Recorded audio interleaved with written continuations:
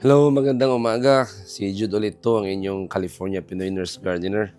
At, ngayong araw, magha-harvest tayo ng mga gulay. So, ito yung unang-unang harvest natin ngayong taong 2025. So, pasensya na, medyo husky yung boses kasi may trangkaso.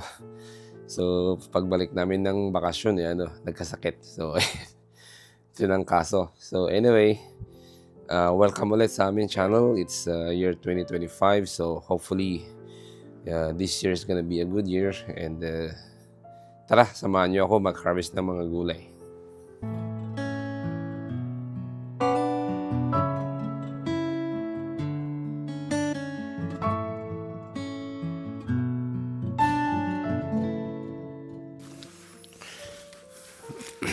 So una, harvest natin itong mga romaine lettuce.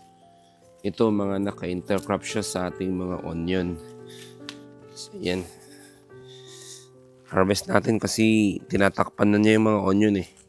Yung mga onion, hindi na siya nakaka-receive ng sunlight. Yan o. Yan. Tapos linisan na natin dito.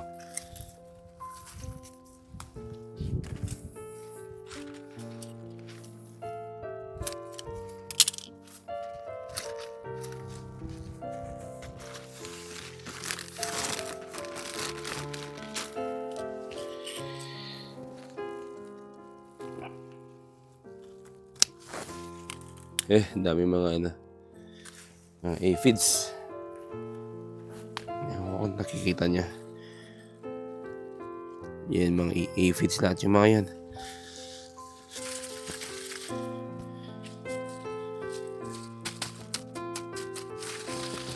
Bali, gasan natin maayos mamaya.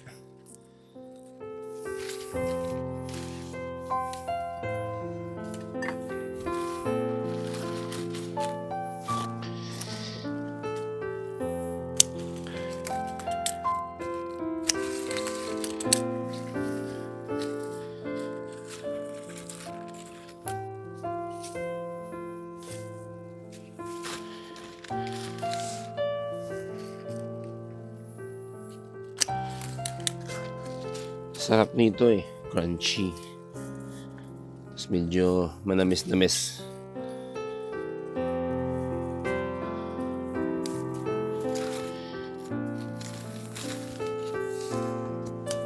Dami nito. Mga 15 nata lahat to.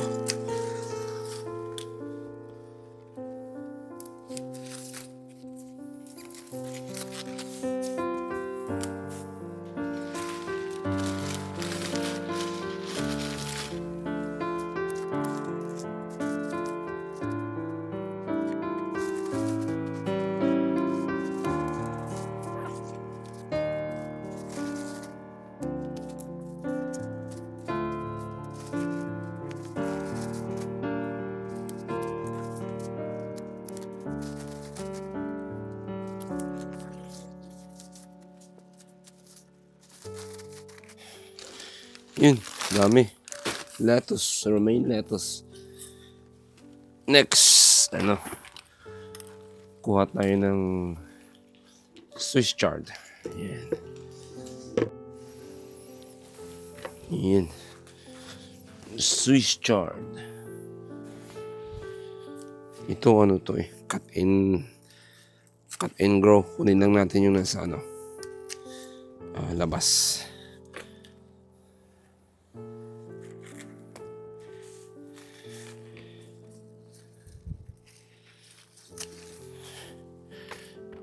Outer leaves.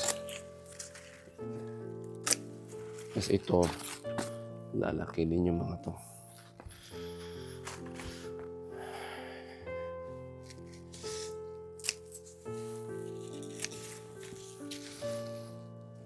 Ito mga nabali ng nabali ng hangin. Kaya yun, kaputol-putol.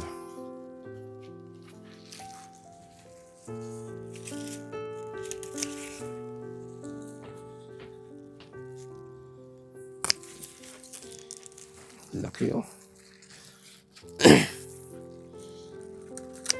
Okay.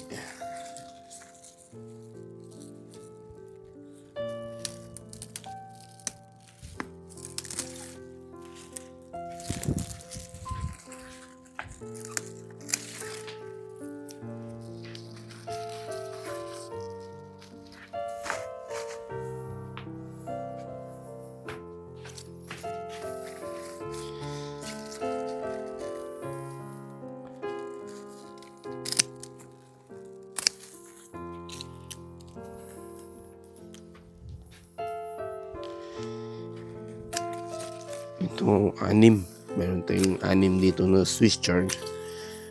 Tapos, ito lang. Cut and grow lang.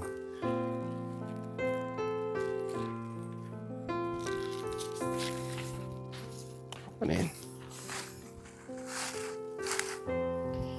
Okay. Next naman, kale.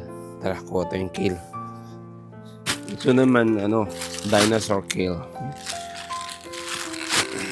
Same din sa Swiss chard. Cut and grow.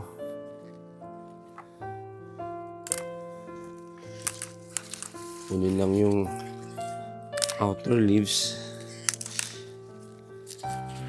Tapos lower leaves. Tapos iwanan yung nasa taas para lumaki.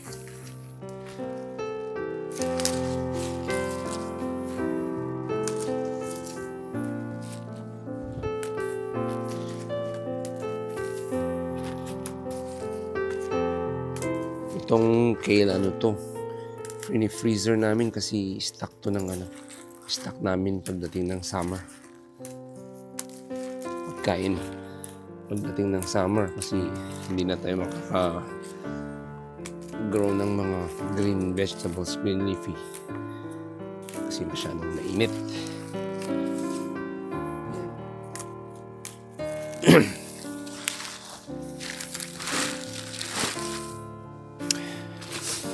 Kaya nagtanim kami ng 9.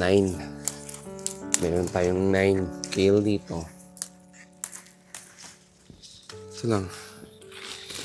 Harvest, i-freeze.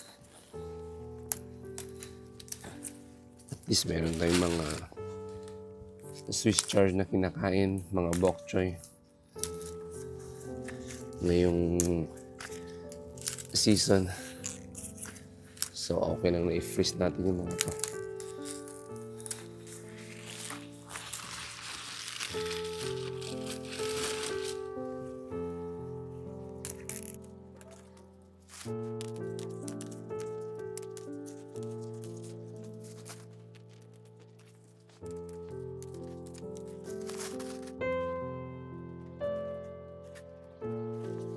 Yan. So, mayroon na tayong isang bag ng kale.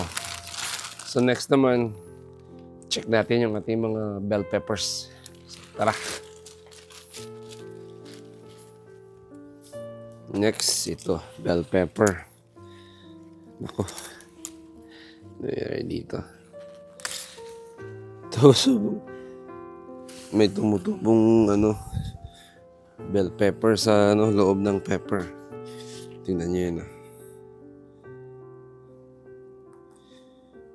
May tubo sa loob. Weird. Okay. Yun. May mga ripe tayo dito. Mga ripe peppers.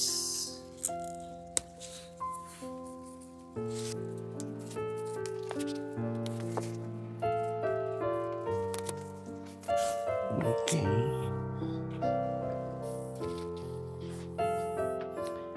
So, next, kunin natin yung mga bok choy sa garahe. Harvest natin yung mga yun kasi hindi na yun may transplant. So, tara. So, ito yung mga bok choy natin dito sa garahe. Supposed to be, ito is for transplanting. Kaso nga, di ba, nagbakasyon tayo for almost a month. Ito na yung growth nila. Tignan nyo, laki na nila. Hindi na ito pwedeng i-transplant. So, harvest na lang natin lahat. Saka wala tong fertilizer. Tignan nyo, lang to, worm casting lang yung nagpatubo dito.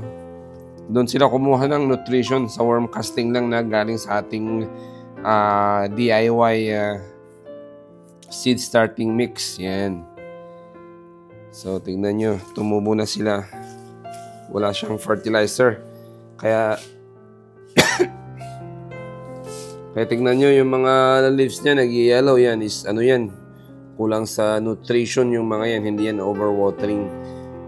Kulang siya sa nutrition. Kasi nga, hindi natin na-fertilize. Si Kuya June, pumupunta lang dito para magdilig. Pero hindi siya nagpo-fertilize. So, tingnan nyo naman yan, nag-bolt na, yung bulaklak na. Di ba?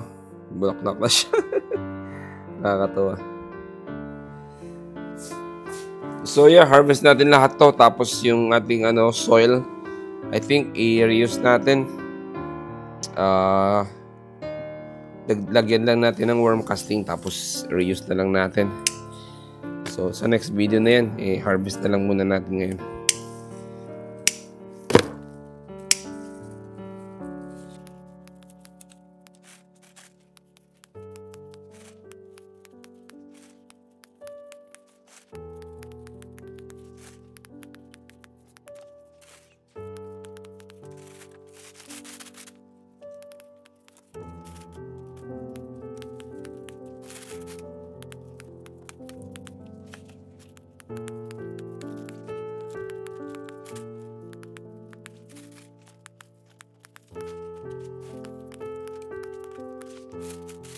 So, yan. Na-harvest na natin lahat ng ating mga petchay. Mga bok choy. Yan. Dalawa. Parang dalawang bags. So, next, harvest natin yung mga eggplant. Tapos, i-prune para ready na siya for winter. Yan. So, yeah. Tara sa harap para harvest natin yung mga talong. Let's go.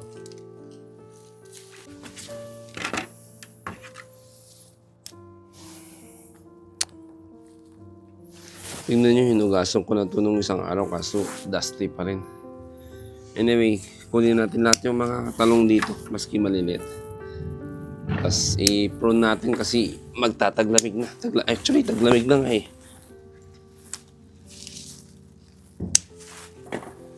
Para i-overwinter natin.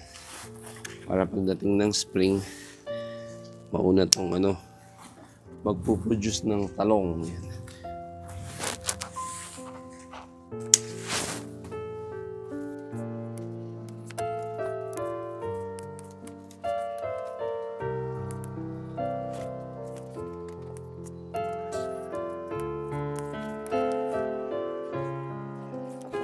Yan, okay na siguro yan.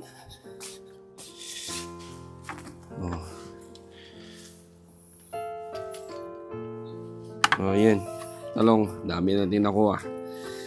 So, i-prune ko lang ito. Tapos, i-check natin yung mga spinach sa harap. I-harvest din natin yun kasi nagbo-bolt na sila.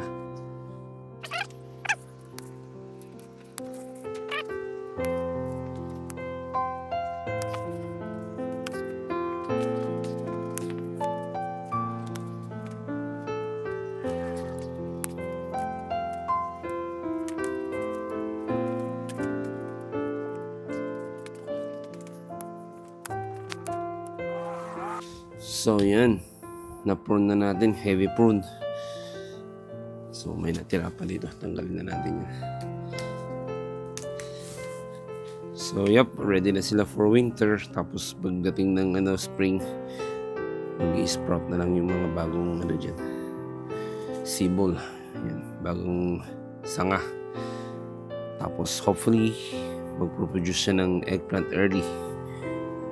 Yan. So, yeah. Check natin yung mga spinach sa kabila. Tingnan niyo yung mga broccoli. Malalaki na sila.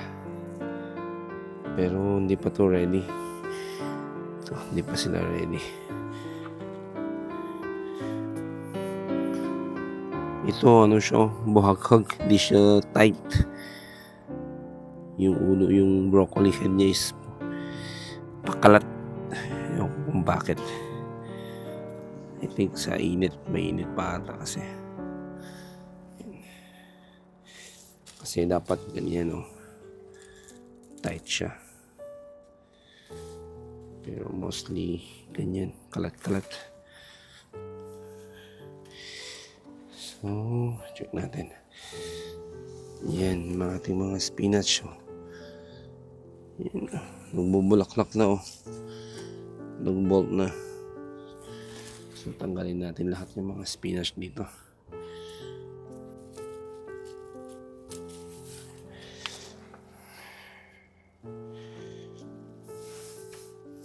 Yan.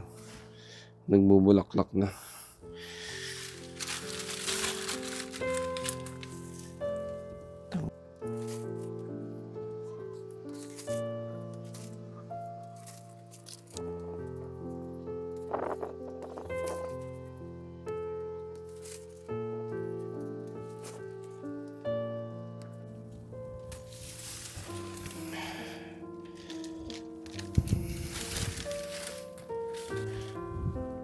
Yan, I think okay na.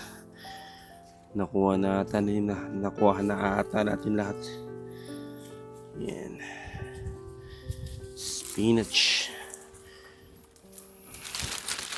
Yan, isang bag. Yan tayong isang bag na spinach. Sa base niya, meron tayong mga ano dyan, mga petchay. Yan. Mga petchay. Yan, mga petchay hanggang dun. Pero yan is iwan lang natin dyan. Kasi madami pa tayong petchay na na-harvest. So yun na. Tapos na tayong mag-harvest. So tara, check natin kung gaano kadami yung ating mga napitas.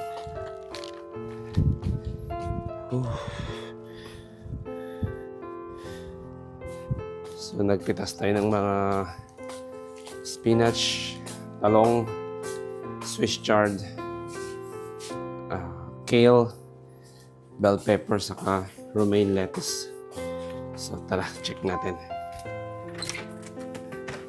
So yan, ito na nga yung ating mga harvest. Yan, dami.